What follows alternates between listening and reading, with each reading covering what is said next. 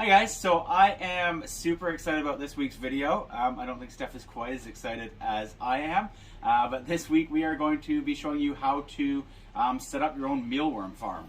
So if you've been following us from the beginning, you know that Steph and I just completed a full 365 days of only eating what we could catch, grow, harvest, or raise.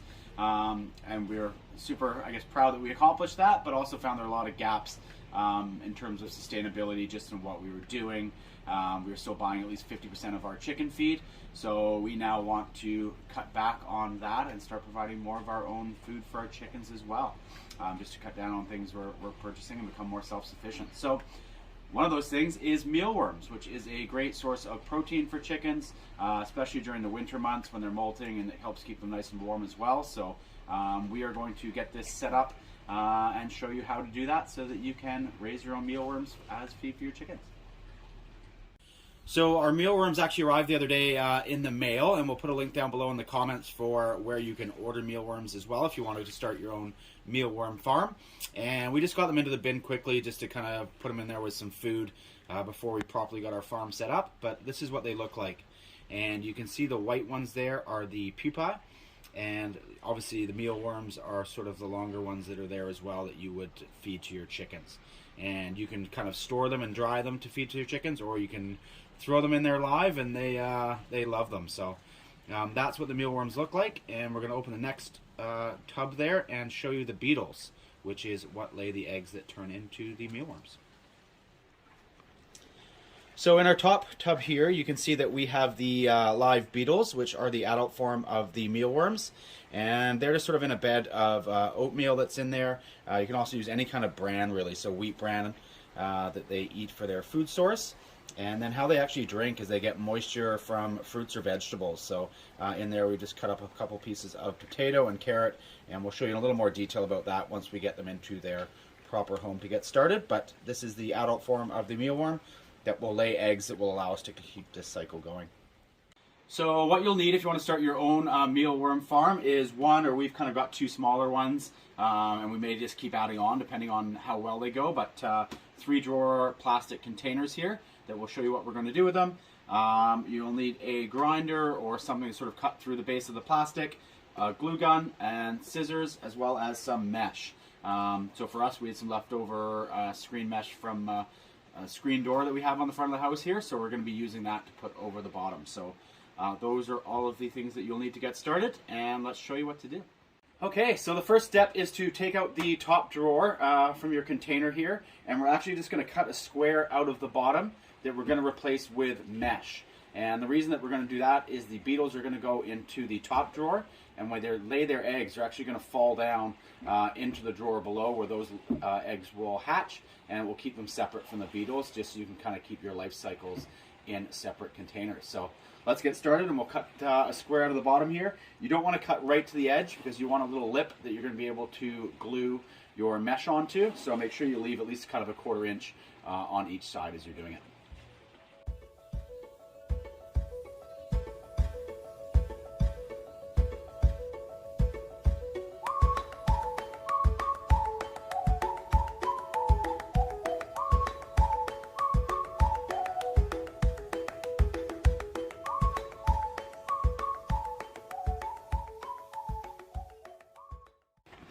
So, not the prettiest job in the world, but it'll do. We'll just clean up these edges a little bit here, make sure there's going to be no plastic that ends up into our mealworm farm.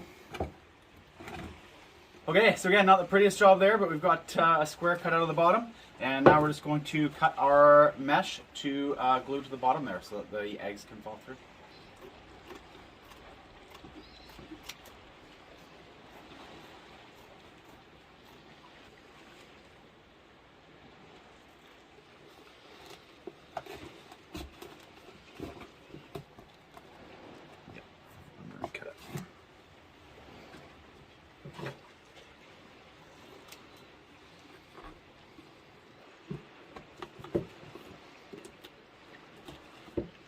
That looks pretty good.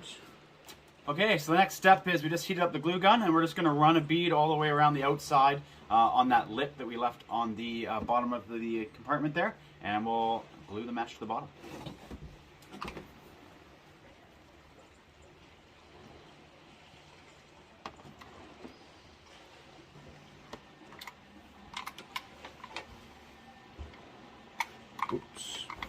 Don't do that. It's been a while since I've used a glue gun. Work quick. Okay, I'm just going to move it off of that goop that I put there. And I'm just going to place this in around the edges here. And you want something just to push this into place, because that glue is going to be hot. And there you've got your mesh all glued to the bottom. Alrighty, so we're now ready to kind of put our substrate into here, which is going to be their food. And we are using wheat bran. People say you can use any type of bran really, so oats or wheat or any kind of bran that you'd like to put in there. And also recommended is that you either bake or freeze your bran. This was a kind of a gross fact that I just heard about, but I guess mites, even stuff you buy in the grocery store, can be living in this bran and cause problems in your mealworm farm. So rather than run the oven, we actually baked our bran last night while we were making dinner just to save some energy. So we've got this here, but this was in at 170 for about half an hour last night, just to kind of kill any potential mites that are in there. Gross fact, weird, eh? So we're going to put this into the tub here. And some may fall through the bottom at the beginning, but that's okay. And we've got a few bigger ones of oats we had left over as well, so we're just going to mix that in and put a bit of both. And they say that the depth that you want is kind of anywhere between 1 and 3 inches, so just enough that they've got enough food and enough living space in there, and they can bury down in there, which is actually where they'll lay their eggs. So when we move the beetles over, we'll get some more base in there as well, so it's enough. But yeah, the females will actually bury down and lay their eggs at the bottom, which is what we want, because then those eggs will drop through into the unit below. So let's move half of our beetles into this guy to get it started. So these are the ones that we showed you earlier. Like we said, they came in the mail last night, so there are a few dead ones in here that we'll scoop out of the way eventually. And this is probably going to gross Steph out. She's not going to let me in the house after this, but we'll start moving some of these beetles over here.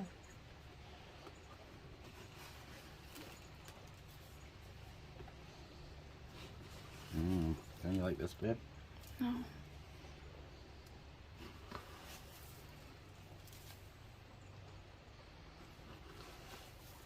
So we probably want to move about half over. There's a piece of potato that we put in there, and we'll leave the other half in this one. We're going to have to do the base on this one as well still, but we'll move half the beetles over, and then we'll scoop out some of those dead ones once we're all done here too.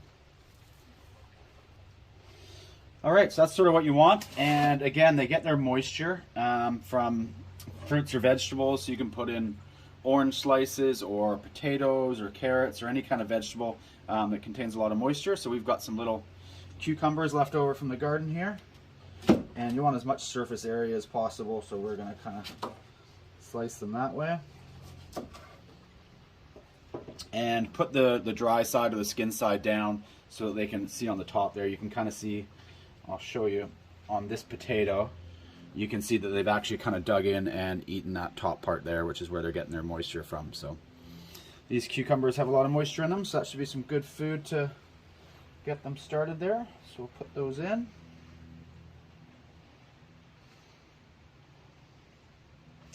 And that's going to be the top unit in our 3-tier shelf here. So we'll get the bottom set up and get some mealworms in that bottom one.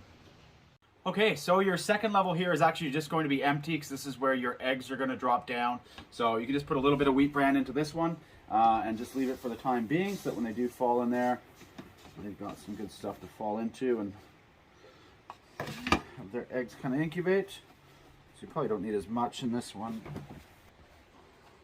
So that's all you'll need in that one. Don't worry about any food or anything in there yet that you'll need. And in the bottom one, we're just going to transfer in our mealworms here. So we will put some in our other one eventually. We'll be doing the same thing, duplicating, cutting out the top on our second one, and kind of splitting these up 50-50. But for now, in the sake of the video, we'll just slide these into here. So So one thing I just really wanted to quickly show you here is kind of a little bit about the life cycle. So once the eggs hatch, they develop into mealworms. They'll come out a lot kind of whiter than this, but after a few days, they turn into this brownish kind of color. And then as they move along and develop into a beetle, they develop into this kind of pupae stage here. So you can see they're a little bit whiter and developing some legs in there. And this one's kind of cool because it's right in the middle. So they actually shed their skin, which you can kind of see in there. And that's kind of in between the mealworm and the pupa stage. And eventually these will turn into beetles. So I'm just going to open up this bottom one here and show you what we got in there, because we kind of have a mix. And we'll show you that. So you can see here now that I've showed you kind of the different stages of the life cycle, you can see that we do have some mealworms obviously, as well as some pupa, and those will be turning into beetles soon. So we'll actually be getting a third tub going where we put in those beetles back on that top layer, just to really get our kind of colony established before we start feeding them to our chickens, and make sure we have that life cycle going. That will probably take about 2 months. Now on that's kind of 2 months in ideal conditions. Mealworms do not like it cold. So my next awkward conversation here is going to be with Stephanie to decide where these are going in the house. The basement. Hey, babe. Okay, so we'll leave that here for this week. We will be doing a follow-up video, so this is kind of how you can get started. But in a few months from now, we'll do an update video. There's lots more to it on how to clean out their poop and different things that you can use in the garden, as well as make sure you're maintaining them. But we're pretty excited to get this going and cut down on the amount of chicken feed that we're buying. Also want to thank Little House on the Mountain, another YouTube channel, which is where we learned how to do this from and got the idea from. So check out their YouTube as well, and help us out and hit like and subscribe below, and hit that notification bell to make sure you know when we have new videos coming out. We'll see you guys next week.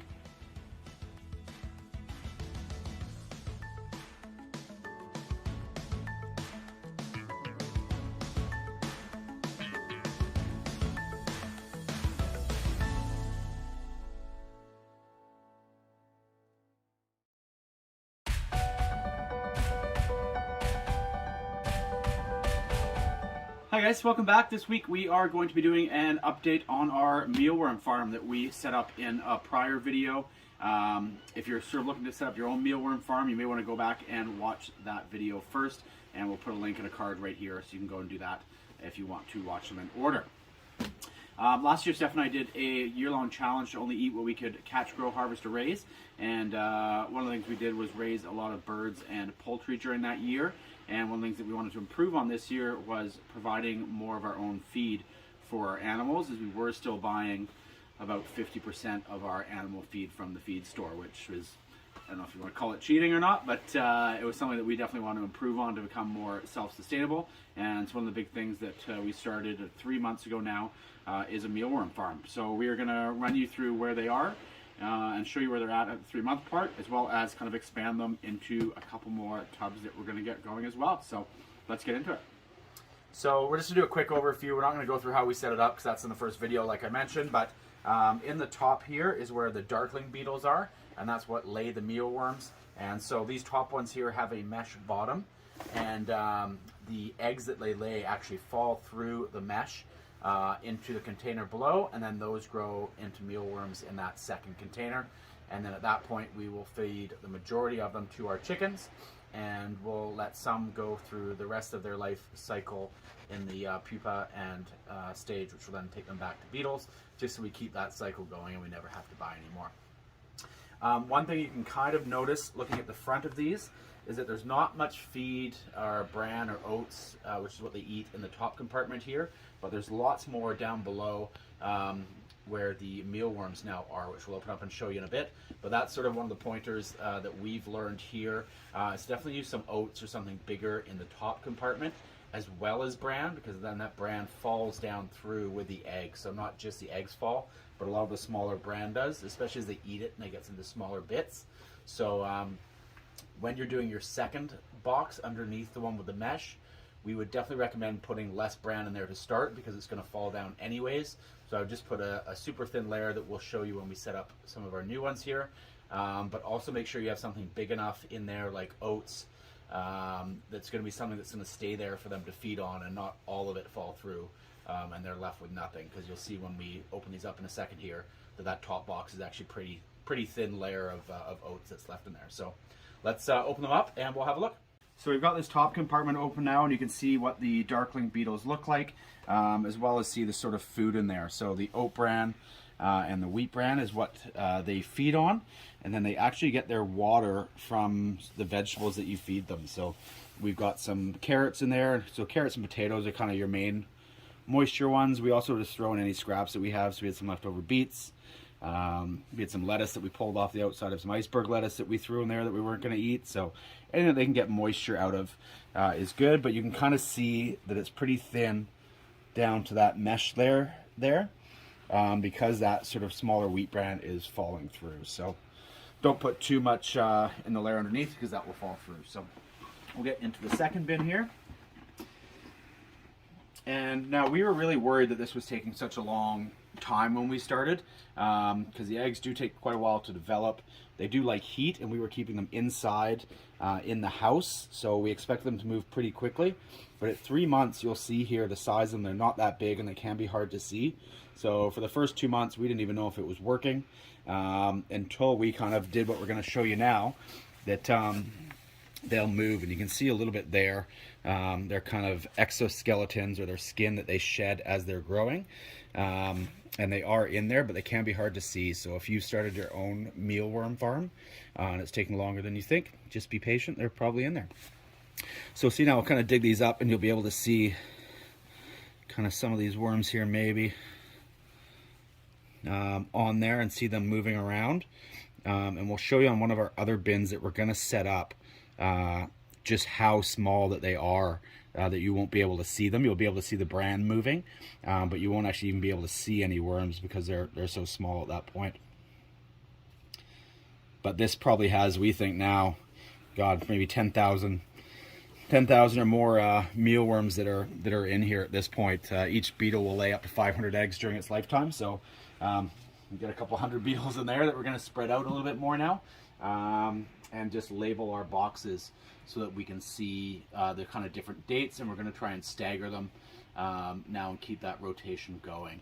So while they do take a long time to kind of breed and get to that mealworm form, once you're kind of set up with a system like this, it'll just provide an ongoing flow of mealworms for your feed. So in our bottom bin here was actually mealworms that we kind of kept to go through that pupa stage and have turned into the beetles. So we moved a lot of them up top now, and some of these are dead because we haven't filtered them yet, which we'll show you how to do in a second here. But that way you can kind of keep that cycle continuously going. So when these mealworms get big enough, we'll probably move about 50 to 100 of them down below, just to go through to that pupa stage and turn into beetles, at which point we'll move them back up to the top to keep that cycle going. So with our pupa, we had another container here that we had on the bottom of one of our other shelves. So we're just going to filter this through now. So this one did not have a mesh bottom. So if you don't feel like putting a mesh bottom into your farm or into your tubs here, you can do it like this that we'll show you. And then you're just going to screen all the beetles out, and then you'll be left over with the eggs or the small mealworms that you'll just want to move into a separate container. If you leave them in here for too long and there's not enough food, the beetles will eat the eggs or the small mealworms, so you do want to make sure you kind of move them out at some point. Okay, so we got these online for way too much money. I was having trouble finding them anywhere else. So if anybody else there has mealworm farms and you have a better way of finding these kind of screeners, they do work really, really well, but they were kind of ridiculously expensive for what they are. And you can get them with the different sizes, which is nice as you're kind of sifting out different things. So we're going to dump these out into a bowl here and show you what we mean about how hard it is to see the little ones, and then also get these into a tub separate from the beetles.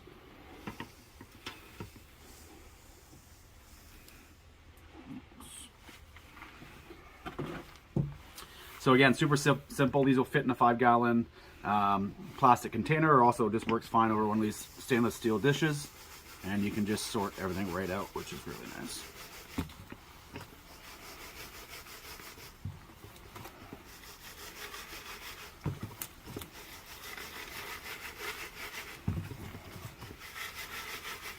And so now that you can see, you're kind of Vegetable scraps are in there that you can pull out at this point, or they'll keep eating them, so they're fine to stay in there. And what you're left with underneath is just the wheat bran. Sorry. So now I'll just show you a little bit, and you can just see here just how small these are. So these have probably been in here for 6 weeks now, and you won't actually be able to see them, but you can see the bran moving when you kind of move it around and stack it up like that. You'll be able to see it almost kind of cascading down as the tiny worms are actually moving. All right, so now all that we're going to do is put this back into this tub with a solid base there, and that's just what we're going to leave those mealworms to grow in. Oh, one beetle made it through. Everybody. And we're just going to label this. We did these about 6 weeks ago, so kind of right at the before Christmas there. I think it was December 20th. Move those beetles in there, so they've been laying eggs since then. And just stick that on the front there, and we'll need to put some more another food source in them for these guys to eat or drink off of. So we'll get some more carrots or lettuce or something in there. And we're just going to stick that aside, and we'll put that back in one of the other containers. And we've got a couple other ones set up now in here that do have the mesh bottoms. So we're going to put some more oats and bran into there and put these beetles back in there to keep the cycle going. So one other thing that we've also learned the hard way, and hopefully we save you from doing, anytime you're opening this top drawer, whether it's to put in food or just to look at them, always make sure you have the drawer underneath open, because otherwise that wheat bran does fall out, ends up on your floor if you're inside, or you're losing eggs that are moving around when they're going through there. So always try and have that drawer open if you have your mesh on top there. As I said, we're going to put some oats into the top here, just because that's some bigger food that we know isn't going to fall through as much into that bottom container, as well as some wheat bran, which is kind of good that it falls through, to be honest, because they kind of attach to the eggs a little bit. They bury down to lay their eggs. They do lay them at the bottom, but it is nice just to have that all kind of falling through together with the eggs. And so again, in for this one, we're just going to put a really thin layer, just so there is something if the eggs do fall down in there, but most of it's going to fall down with that last one, so you really don't need to put that much into that one. And then these beetles that we had are going to go back into there. Sometimes they get their legs through there and stick to these.